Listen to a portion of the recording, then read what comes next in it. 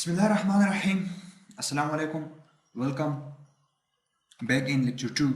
Students, इस lecture में basically हम डिस्कस करेंगे उस प्रॉब्लम की सोल्यूशन। लेकिन सबसे पहले लेक्चर नंबर 1 की थोड़ी सी इंट्रो कि इसमें हमने बेसिक डिस्कस किए कि हम हमारे पास अगर दो पॉइंट्स के ईस्टिंग नॉर्थिंग गिवन हो तो एंगल किस तरह फाइंड करते हैं, डिस्टेंस किस तरह फाइंड करते हैं। इसी तरह हमने क्वाड्रेंट्स के बारे में थोड़ी सी एक्सप्लेनेशन की। फिर होल सर्कल बेरिंग से रिड्यूस बेरिंग किस तरह फाइंड आउट करते हैं। ये बात आप याद रखें। फॉर एग्जांपल मैं आप लोगों को कुछ बेसिक्स अगर बताऊं तो लेट से बहुत सारे स्टूडेंट्स को इसके ऊपर वो रट्टा लगाते हैं। रट्टे की बात ये नहीं होती है कि किस तरह रिड्यूस बेरिंग से डब्ल्यू या डब्ल्यू। फॉर एग्जांपल आप देखिए, अगर कोई लाइन इधर है तो इसका जाहिर है कि रिड्यूस बेरिंग और होल सर्कल बेरिंग दोनों सेम है। ये बात तो क्लियर है। लेकिन रिड्यूस बेरिंग के साथ आप डायरेक्शन लगाते हैं इन टू ई। ओके, अगर कोई लाइन इधर है, देखिए इसका रिड्यूस बेरिंग अब ये है, इसका reduce bearing in to west हम काउंट करते हैं। लेकिन इसकी जो होल सर्कल बेरिंग है, मैंने आप लोगों को पहले ही बताया, होल सर्कल बेरिंग नॉर्थ की पोजीशन से क्लॉकवाइज डायरेक्शन में हम लेते हैं। ठीक है, अब इसका होल सर्कल बेरिंग ये है। कैसे फाइंड करेंगे? देखिए इस डायग्राम को समझिए। ये पूरा सर्कल जो होता है आपके पास 360 का होता है। अगर इस 360 में से, इस पूरे सर्कल में से अगर आप इस सेक्टर को डिडक्ट करें, आप इस सेक्टर को माइनस करें, तो आपके पास हाफ सेक्टर आ जाएगी ना। देखिए सिंपल से आप लोगों को मैं समझाता हूँ। देखिए ये आपके पास पूरा वो है, इसमें एक थोड़ा सा वो है, सेक्टर है। ठीक है, अगर इस पूरे सर्कल में से आप इस सेक्टर को निकालें तो क्या बचेगा? सिंपल इस तरह होगा ना, इस तरह। अब यही इसका होल सर्कल बेरिंग है। ये इसका एक सिंपल सा प्रिंसिपल है। ये इसका होल सर्कल बेरिंग है। इस तरह अगर कोई एंगल है, फॉर एग्जांपल जो कि साउथ से हम काउंट करते हैं, रिड्यूस बेरिंग जाहिर है ऊपर साउथ से काउंट होती है, यहाँ से इस क्वाड्रेंट में। इसका होल सर्कल बेरिंग क्या है? होल सर्कल बेरिंग क्या होती है? जो कि नॉर्थ की डायरेक्शन से ली जाती है। अब ज़ाहिर है ये अब क्या है, ये इसका आपका हाफ सर्कल अब बनता है। ये आपका हाफ सर्कल बनता है। अगर हाफ सर्कल में से, लेट मी शो यू, अगर ये आपका हाफ सर्कल है, ओके, हाफ प्लेट आप समझ लें इसको, इसमें से अगर आप इस प्लेट वाली ये पोर्शन जो है इसको डिडक्ट करें तो फिर क्या बचेगा? आपके पास यही चीज होगी इस तरह। और यही हमारी होल सर्कल बेरिंग है। दिस मीन्स कि ये जो टोटल हाफ सर्कल है, ये आपको पता है ये 180 डिग्री की होती है। सो 180 में से अगर आप ये पोर्शन जो कि रिड्यूस बेरिंग है इसको माइनस करें तो आपके पास होल सर्कल बेरिंग होगी। इसी तरह अगर आपके पास कोई लाइन, रिड्यूस बेरिंग की लाइन इस क्वाड्रेंट थर्ड में, इसका रिड्यूस बेरिंग अब साउथ टू वेस्ट काउंट होगा, लेकिन इसकी होल सर्कल बेरिंग तो ये है ना। ठीक है, तो आप होल सर्कल बेरिंग फाइंड किस तरह करेंगे? देखिए आप सब जानते हैं कि ये एंगल आपका 180 है, तो अगर आप 180 के साथ ये रिड्यूस बेरिंग जमा करें तो आपके पास होल सर्कल बेरिंग आएगा। इसी तरह फोर्थ क्वाड्रेंट, थर्ड क्वाड्रेंट में जब पॉइंट आता है तो हम लिखते हैं कि whole circle bearing is equal to what? RB plus 180। इस पे वो क्या कहते हैं, रट्टा लगाने की क्या जरूरत है यार। और बहुत सारे लोगों से ये इंटरव्यूज में पूछते हैं, ये क्वेश्चन पूछते हैं। जब भी आप स्पेसिफिकली जो सर्वेयर्स लोग होते हैं या जो डिप्लोमा होल्डर्स होते हैं उनसे ये क्वेश्चन पूछे जाते हैं। और फिर उसके लिए वो सोचते हैं और फार्मूलों को रटा करते हैं। ठीक है, तो रटा करने की इसमें इसको you can say conceptually understand करें। तो कंसेप्चुअली अंडरस्टैंड करेंगे तो it will be not hard. बहुत सारे लोग ये टेबल अपने साथ, वो उसके पास वो अपनी डायरी में होता है, वो उससे यूज करते हैं। तो इसमें इतनी वो मुश्किल तो नहीं है, सिंपल सी रूल्स अगर आप डायग्राम को समझे। ठीक है, इसी तरह फोर बेरिंग और बैक बेरिंग याद रखिए। अगर इस लेक्चर को आप समझेंगे तो इसके बाद में जो आने वाला लेक्चर है वो बहुत इंटरेस्टिंग है और इतना सिंपल सा वो नहीं है। ठीक है, ये प्रॉब्लम था, इसके फोर बेरिंग और बैक बेरिंग फाइंड करने हैं। बैक बेरिंग किस तरह, इसकी सोल्यूशन चलो मैं आप लोगों को बताता हूँ। लेकिन इसमें जो सबसे अहम बात है वो ये है कि पॉइंट्स के कोऑर्डिनेट्स फाइंड करना। ठीक है, कोऑर्डिनेट्स फाइंड किस तरह करते हैं? देखिए ईस्टिंग अप टू को फाइंड करने के लिए ईस्टिंग जो पॉइंट 1 की जो ईस्टिंग है उसमें से ये फार्मूला यूज करना है। आप लोगों के साथ मैंने पहले भी डिस्कस किया था। जो 2 पॉइंट की जो नॉर्थिंग है उसमें से जो 1 पॉइंट की जो नॉर्थिंग है उसमें से ये फार्मूला याद रखिए। आप लोगों को कुछ मैं एक बेसिक फार्मूला डिफाइन करूं कि आप लोगों को ये बात क्लियर हो तो आई think so it will help you. आपके पास फॉर एग्जांपल एक लाइन है, एक पॉइंट होती है यहाँ ईस्टिंग नॉर्थिंग की, याद रखिए इसको हम कहते हैं इंडिपेंडेंट कोऑर्डिनेट। ये बात भी आप याद रखिए, किसी पॉइंट के जो कोऑर्डिनेट्स लिए जाते हैं उसको इंडिपेंडेंट कोऑर्डिनेट्स कहते हैं, और किसी लाइन के जो कोऑर्डिनेट्स होती हैं यानी ये डिस्टेंस और ये डिस्टेंस, फिर इसको हम कहते हैं डिपेंडिंग कोऑर्डिनेट्स। ओके, तो ये बात याद रखें, आपके पास हमेशा इंडिपेंडेंट कोऑर्डिनेट्स होती हैं। ठीक है, अब इसका मतलब ये है कि इसका जो वर्टिकल डिस्टेंस है इस पॉइंट से वो किसके बराबर है, इसको जिसको हम कहते हैं लैटिट्यूड। अब इसका लैटिट्यूड जो बराबर होती है हम लिखते हैं एल कॉस थीटा। अब ये क्यों होता है मैं इस पे बात नहीं करता, क्योंकि अगर मैं इसको एक्सप्लेन करने लग जाऊँ ना तो मेरे रेस्ट ऑफ द लेक्चर जो है वो फिर ज़ाया हो जाएंगे। ठीक है ना, क्योंकि ये एक अलग डिस्कशन है। ठीक है, और इसका जो हॉरिजॉन्टल डिस्टेंस होता है जिसको हम ईस्टिंग कहते हैं, अब ईस्टिंग किसके बराबर होती है, एल साइन थीटा की। और आप लोगों को मैंने पहले भी बताया था कि इस एंगल को किस तरह फाइंड करते हैं, in one this northing minus this northing divide by this easting minus this easting. Okay, और उसका टेंजेंट इनवर्स ले तो वो आपको थीटा रहेगा। तो इसमें रट्टा करने की आई थिंक सो कोई ज़रूरत नहीं है। ठीक है, एंड फिर जाहिर है कि आपने अब ये जब आप ये यूज़ करते हैं इसको हम डिपेंडेंट कोऑर्डिनेट्स पर कहते हैं, ये बात आप हमेशा याद रखें, ये डिपेंडेंट कोऑर्डिनेट्स होती है। इसके साथ जब हम इंडिपेंडेंट कोऑर्डिनेट जमा कर देते हैं तो फिर हमारे पास इस पॉइंट के इंडिपेंडेंट कोऑर्डिनेट्स आ जाते हैं। ठीक है ना, यानी कि हमेशा आप याद रखें कि हम एक ओरिजिन पॉइंट जिसको हम ग्रीनविच कहते हैं, लेट्स से अगर ग्लोबल कोऑर्डिनेट्स हैं हमारे पास, तो हम ये इसके जो ग्रीनविच से इसका हॉरिजॉन्टल डिस्टेंस कितना है और इसका वर्टिकल डिस्टेंस कितना है, सिंपल सी बात है। अब ये दोनों ने इसी तरह उस पॉइंट्स के जो है वो हॉरिजॉन्टल डिस्टेंस कितना है और उसका वर्टिकल डिस्टेंस ग्रीनविच से कितना है, दिस इज इंडिपेंडेंट कोऑर्डिनेट्स। लेकिन अगर ये पॉइंट है और इसका इस रेफरेंस के साथ इसका अगर फॉर एग्जांपल हम 0 0 ले लें तो फिर इस पॉइंट से इसकी जो लोकेशन बनती है उसको फिर हम डिपेंडेंट को आते हैं, क्योंकि ये पॉइंट डिपेंड करता है इस पॉइंट पे। तो हम लाइन के कोऑर्डिनेट्स को जब लेते हैं this is all about depending coordinates.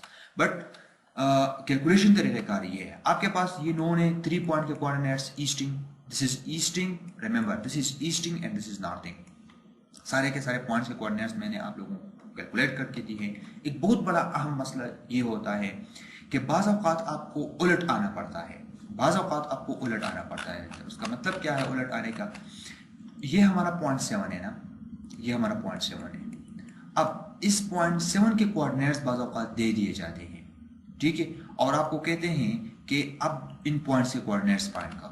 तो याद रखें इस दौरान आप जब जाएंगे तो आप उलट डायरेक्शन में जा रहे हैं। ठीक है, अगर आपके पास ये बैक बैरिंग हो, अगर ये फोर्थ बैरिंग हो तो फिर तो ठीक है, लेकिन अगर ये बैक बैरिंग है, ये बैक बैरिंग है तो आप आपने उलट जाना है।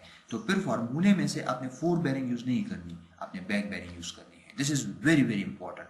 याद रखिए आने वाला जो प्रॉब्लम है उसमें आप इसकी एप्लीकेशन देखेंगे, इस फोर बैरिंग की भी एप्लीकेशन देखेंगे और इस बैक बैरिंग की, जो कि मैंने यहाँ पे कैलकुलेशन की है। बेसिकली ये जो कैलकुलेशन है मैं एस्यूम करता हूँ मेरे पास 7 पॉइंट के, तो 6 पॉइंट के कोऑर्डिनेट्स पर मैं कैसे फाइंड आउट करूंगा।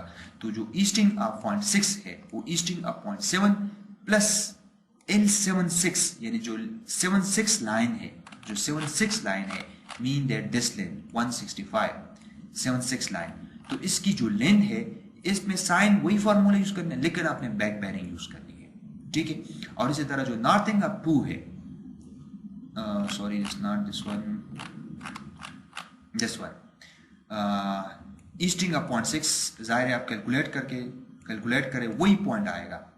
अब उसके साथ आप कंपेयर करें 2053 जो पॉइंट 6 की कोऑर्डिनेट्स है, किधर है, ये है 2053, वही आया है। तरीक़ेकार से हमें सिर्फ एंगल चेंज हो जाएगा अगर आपने उलट डायरेक्शन में आना है। This is very very important and you will see its application in my next video. Last में ये इसका सोल्यूशन है। ठीक है, देखिए आपको फोर बेरिंग गिवन है, आपने बैक बेरिंग फाइंड करना है, तो जाहिर है कि आपका फोर बेरिंग क्या है, which is I think so less than 180, so that why you have to add 180 and you got your back bearing. Clear? 310. Now इसके बाद you see आपके पास ये फोर बेरिंग आपने कैलकुलेट करना है। देखिए कैसे कैलकुलेट करेंगे, ये भी एक जबरदस्त क्वेश्चन है। देखिए आपके पास बैक बेरिंग तो है ना, लेट्स से मैं यहाँ पे नॉर्थिंग को शो करता हूँ। ठीक है, लेट्स से इसकी कैलकुलेशन को भी जरा अंडरस्टैंड करें।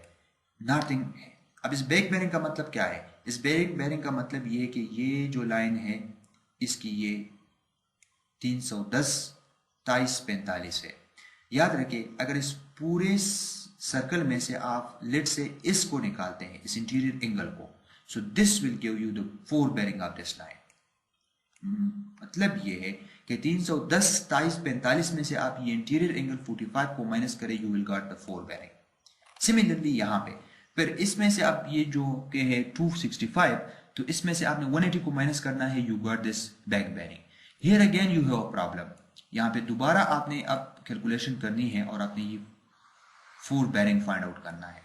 तो आपके पास बैक बेरिंग है, लेकिन एक बात आप ये भी याद रखिए, देखिए ये जो फोर बेरिंग है 265 का मतलब क्या है? 265 का मतलब ये है कि इस लाइन को अगर हम आगे प्रोसीड करें तो ये उसका वो होगा फोर बेरिंग। तो इसमें से अगर आप डिफ्लेक्शन एंगल माइनस करेंगे तो पी आप हासिल कर सकते हैं इस 125 को। लेकिन अगर आप इस लाइन की बैक बेरिंग अगर आप देखें, इसकी बैक बेरिंग जो है वो 85 है। अब इसको इस पर थोड़ा और करें, देखिए अगर मैं इस पॉइंट को एक्सप्लेन करूं, लेट्स से हियर, देखिए आपके पास जो पॉइंट है लेट्स से वो नॉर्थिंग इस तरह है ना, अब ये है ना, ये 85 और इस तरह एक लाइन जा रहा है, ठीक है। अब ये तो गलत है, ये गलत है, इसको हम रिमूव करते हैं क्योंकि ये रिड्यूस बेरिंग तो नहीं है ना, ये तो फोर बेरिंग है। अब इसको भी हमें रिमूव करता हूँ, ठीक है। नॉर्थ की डायरेक्शन को फिर आपने एक्चुअली शो करना होता है, ठीक है। तो हम इसको कैसे शो करेंगे ये इंपॉर्टेंट है, ठीक है। लेट्स से मैं इसको शो करता हूँ, यहाँ पे है वो 125, ओके। तो अगर मैं इसको शो करूँ लेट्स से यहाँ से, ये मेरा नॉर्थिंग है और नॉर्थिंग से इस एंगल की जो बैक बेरिंग है वो 85 है, ठीक है। ये back bearing of this line है। अब ये जो आगे की तरफ जाने वाला मेरा लाइन है, ये जो लाइन है, ठीक है। अब इसकी फोर बेरिंग क्या होगी? तो जाहिर है अगर इसके साथ आप ये एंगल एड अप करें, ये एंगल को आप एड अप करें, so I think so you will got this 125, okay. और जो कि आई थिंक सो वो कितनी है, let me check it here, 40 degree. तो आप 85 में अगर 40 डिग्री को ऐड अप करते हैं, लेट्स से आई रफ दिया add up, so I think so you got it at 4, this is 125, okay. सो ये तरीक़ाकार है, यानी कि यहाँ पे जो बेसिकली जो नॉर्थ है वो इस डायरेक्शन में है, ये बात आप याद रखें, इस डायरेक्शन में नॉर्थ है आपकी। यहाँ पे इस पॉइंट यहाँ पर भी नॉर्थ, आपकी एक्चुअल नॉर्थ डायरेक्शन इस तरह है। आपको एक्चुअल नॉर्थ की डायरेक्शन का भी पता होना है, देखिए 130, सो this is all about 90 and this is all about 180, ठीक है। इसी तरह यहाँ पर भी दिस इज योर नॉर्थ। अब नॉर्थ से इस बैक बेरिंग की पोजीशन यहाँ से काउंट होगी, याद रखिए। इसका मतलब ये है कि इस लाइन की फोर बेरिंग तो ये आ गई 125। अब 125 में से आपने विच इज लेस देन 180, तो 180 ऐड अप करना है, तो आपके पास ये आएगा। इसलिए इस लाइन की जो फोर बेरिंग होगी तो वो किस तरह डिफाइन करेंगे, ये है, ये इस लाइन की फोर बेरिंग है। तो इस बैक बेरिंग में से जो कि इस लाइन की बैक बेरिंग है, इसमें से आप इंटीरियर एंगल माइनस करें, you will got this one. Here again you have the north direction, ये आपका नॉर्थ है ना, अगर ये आपका नॉर्थ है तो इसका बैक बेरिंग इस लाइन का ये होगा, ये, यानी कि ये जो आपके पास हासिल हुआ है फोर बेरिंग, इसमें से अगर ये 180 से ज़्यादा हो तो 180 से माइनस करेंगे, अगर 180 से कम है तो प्लस, लेकिन ये ज़ाहिर है ये 180 से ज़्यादा होगा, तो फिर आपने इसमें से 180 माइनस करना है। तो आपके पास, let me check it, this angle is how much, okay. ये जो फोर बेरिंग है आपके पास, ये आप देख सकते हैं 210 है। देखिए मुझे डायग्रामेटिकली पता चल रहा है कि इट इज़ मोर देन 100, तो ये 210 है। अब 210 में से आपने क्या करना है, लेट्स सी, यहाँ पे देखिए ये आपका 210 है, ठीक है, ये आपका 210 है। तो 210 में से आपने 180 को माइनस करना है, you will got this angle, okay, around about 70, let me check it, यही 80-70 के करीब तक ये एंगल होगी, ठीक है। पॉइंट किधर है, ये है ना, तो आप देख सकते हैं ये 130 आ रहा है, 130। अब इस 130 में से आपने फिर क्या करना है, इंटीरियर एंगल को ऐड अप करना है, ये 40, तो you will got the fore bearing of this line, clear. और इसी तरह यहाँ पर भी आपने वही काम करना है जो कि आपने यहाँ पे की है। So this is the solution which I want to share with you okay, you do practice on yourself. Okay, अगर आप इसकी प्रैक्टिस करेंगे, जो इसके बाद में आने वाला जो प्रॉब्लम है, और वो प्रॉब्लम ये है कि हम one of the greatest problem okay to engineer the skew culvert और ब्रिज लेआउट, ये प्रॉब्लम अब आप लोगों को, अगर आपने ये चीज़ें अंडरस्टैंड की है और आपका इसका नो हाउ है, ठीक है, और आपने इस पे क्लैरिफाई, अगर आपको कोई भी मसला हो रिगार्डिंग टू दिस टॉपिक, कोई भी मसला हो, क्योंकि मैं इसको एक्सप्लेन नहीं करना चाहता, ये सारे कैलकुलेशन, ये बेसिक्स कैलकुलेशन है, थिंग्स वो आप लोगों को पता होगा, लेकिन जस्ट आपको जस्ट कंसेप्ट देना है, ठीक है। ये मेरा इंट्रोडक्टरी लेक्चर है, इसके बाद आप लोगों को मैं डिफाइन करूंगा चीज़ें पूरी डीप में, ठीक है, क्योंकि ये बेसिक्स है। अगर आपने डिप्लोमा की है, सर्वे कोर्स की है, या आपने इंजीनियरिंग की है, तो ये चीज़ें आप लोगों को आनी चाहिए, ठीक है ना। इसमें कोई भी मसला हो, यू कैन कमेंट, ओके, आप कमेंट कर सकते हैं और आप बता सकते हैं कि ये किस तरह आती है, ठीक है ना। लेकिन मैंने बेसिक अप्रोच आपको बता दिया।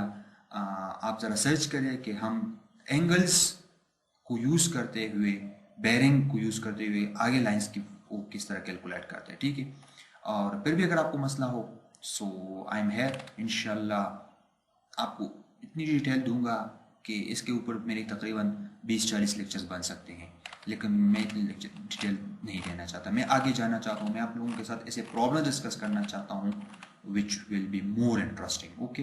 एंड यू सी, इंशाल्लाह इसके बाद आने वाले टॉपिक जो है वो ब्रिज की है, कि स्क्यू ब्रिज की हम अलाइनमेंट किस तरह करेंगे, उसकी वो कैलकुलेशंस पर हम किस तरह करेंगे। तो ये कैलकुलेशन अगर आपको वो बेसिक्स के हो तो फिर मज़ा इसमें आएगा, ठीक है ना। और इसके बाद जो नेक्स्ट टॉपिक है वो यही टॉपिक है, एक स्क्यू ब्रिज या एक स्क्यू कलवर्ट जो होती है उसकी हम, ये अब स्क्यू कलवर्ट देख रहे हैं, इसकी लेआउट हम किस तरह करते हैं, जो कि आप लोग कलवर्ट जानते भी हैं, कलवर्ट किसे कहते हैं। See you in next lecture, इंशाल्लाह we will discuss this topic very detail, okay. So thank you for watching.